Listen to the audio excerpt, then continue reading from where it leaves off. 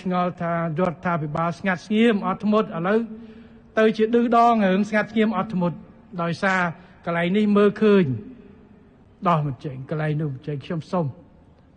ឲ្យបងប្អូនយល់អំពីអត្ថប្រយោជន៍របស់វា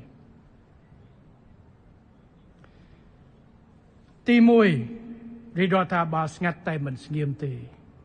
យើងធ្វើសកម្មភាពទាំងអស់ដោយខ្ញុំរើសមិញហ្នឹងអភិក្រម2នេះសម្រេចបានមិនមែនដោយចៃដន្យទេគឺយើងធ្វើការងារសកម្មតម្រាំតបានបត់ឈប់បាញ់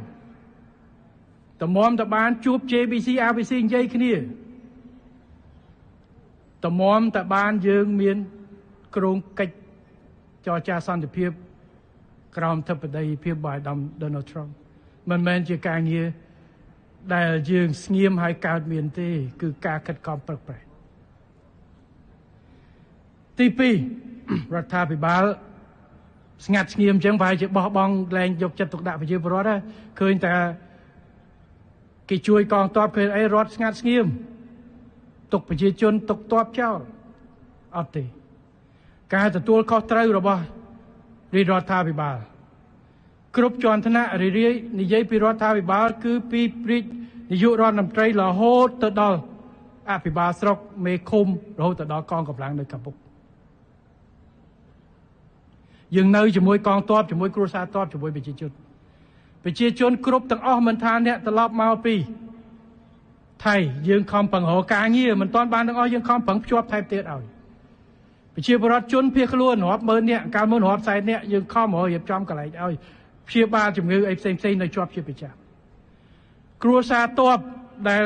ត្រូវចលះខ្លួនពីជាមុខមកយើងខិតខំរកកងទ័ពនៅជួរមុខដែលវិរៈកងទ័ពរបស់យើងដែរយើងធ្វើការងារជាប់ជាប្រចាំជួនប្រជាពលរដ្ឋរឿងដែលរងគ្រោះនៅ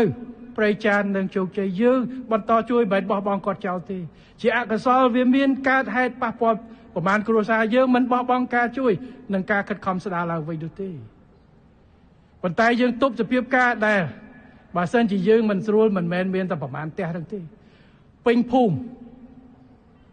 បាទប្រមាណភូមិហ្នឹងអាចនៅក្នុងអត់ផ្ទះរាប់ពាន់ខ្នងទៅអាចរៀលអ្នកប៉យប៉ែតនៅនឹងទៅរាល់ថ្ងៃអត់បើយើងធ្វើមិនទប់សភាពការបានខុសគ្នាតែប្រមាណគីឡូទេបើគ្រាប់ចាប់ផ្ដើមផ្លោងគ្មានអ្នកប៉យប៉ែតនៅនោះទេបាទនេះគឺជាការខិតខំគិតគូរទប់សភាពការកុំឲ្យវារីកសូមបងប្អូនយោគយល់យើងមិនបោះបងប្អូនប្រជាពលរដ្ឋចោលទេអភិបាលខេត្តកងកម្លាំងប្រដាប់អាវុធយើងព្យាយាមការពារប្រជាពលរដ្ឋយើងអត់ចង់ប្រើអំពើហិង្សាពង្រីកភូមិសាស្ត្រនៃចំនួនប៉ុន្តែយើងក៏ត្រូវការពារប្រជាពលរដ្ឋយកចិត្តទុកដាក់ដែរខ្ញុំសូមឲ្យបងប្អូនជឿចាំបាទ